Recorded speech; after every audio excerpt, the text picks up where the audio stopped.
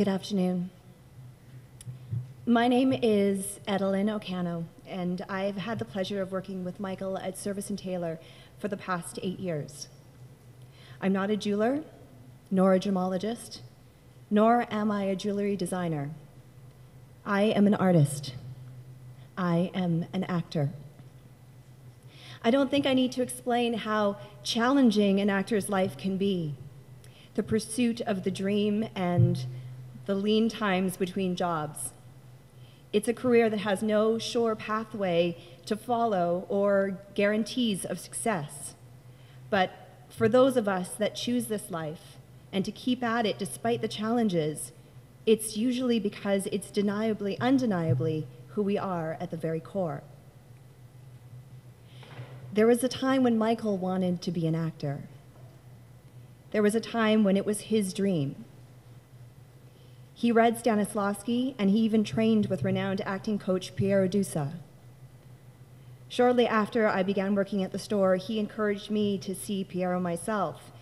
And when I began to study with him, Michael would ask if I could read scenes that I was working on with him together.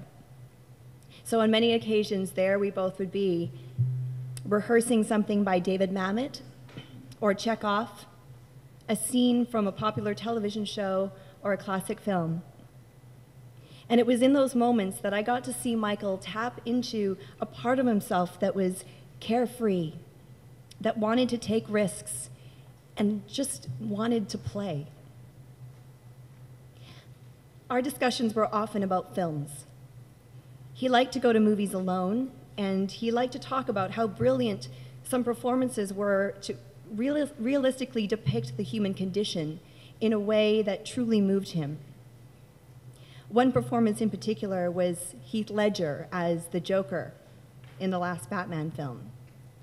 It was a movie he went to see in the theater 5 times because he said each time he found something new and freeing in the haunting portrayal of a man as he saw it, motivated by his tortured past and hungry for his higher self. It was often a joy and sometimes challenging to talk to Michael about life. He loved how art did imitate life and how a good film could help to analyze and understand it better. For me, working for Michael, who appreciated my art form and supported my endeavors, is something I will always be grateful for. Michael came to every one of my shows. He gave me the flexibility to go out on my auditions and to take the time when I booked a job. He cared enough to tell me never to give up and to pursue what I loved most. He did this because I believe at his core, he was an artist. On October 23rd, just after 5 p.m. in the afternoon, Michael took his last breaths. It was not a hectic scene or a dramatic, cinematic moment. It was just the two of us, like it had been so many times before, rehearsing together. I remember the fun he had reading with me in the past, and I feel peace in knowing that he chose that moment to say goodbye. I am honored to have bared witness to his passing, and I am forever grateful for the incredible friend he was. If you're here with us, Michael, from the bottom of my heart, thank you.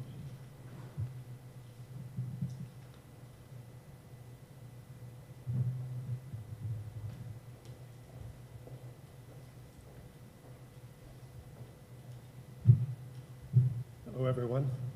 My name is Richard Service. I was Michael's business partner for about 20 years.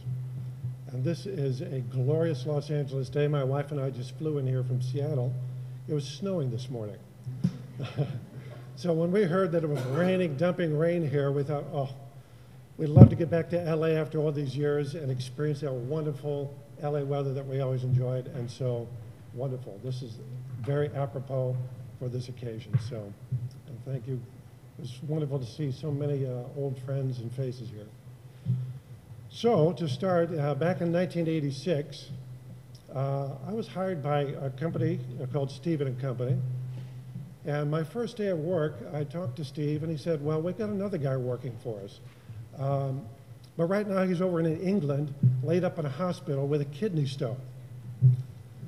So about a week or two goes by, and one day this guy walks in the store, and he comes and introduces himself, puts his hand out, and says, hi, I'm Michael Taylor. The first thing that struck me was, here was this kind of small, slight man with the biggest hand I've ever seen. Really big hands for a small guy.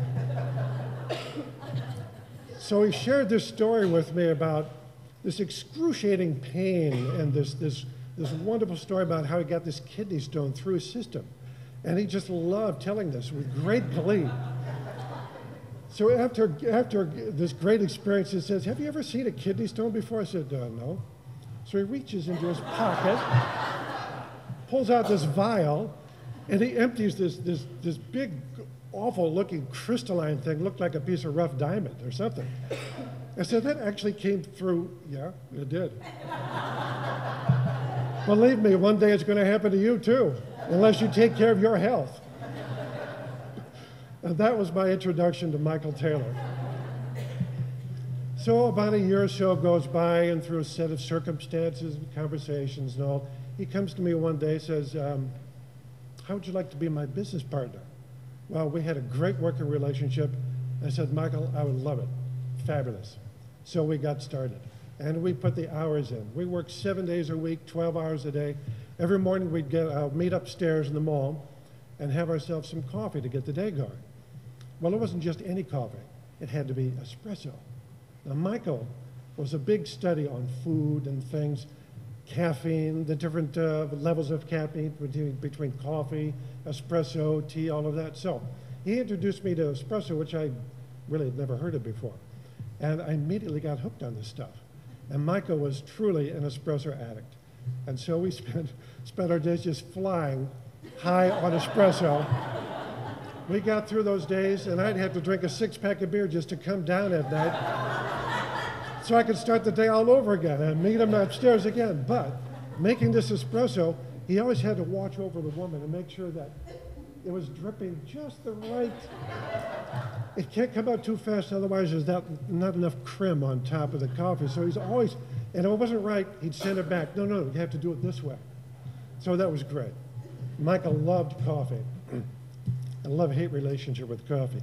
But as many of you know, he also loved chocolate. Big chocoholic. You bring a box of chocolate into the store, put it in the back.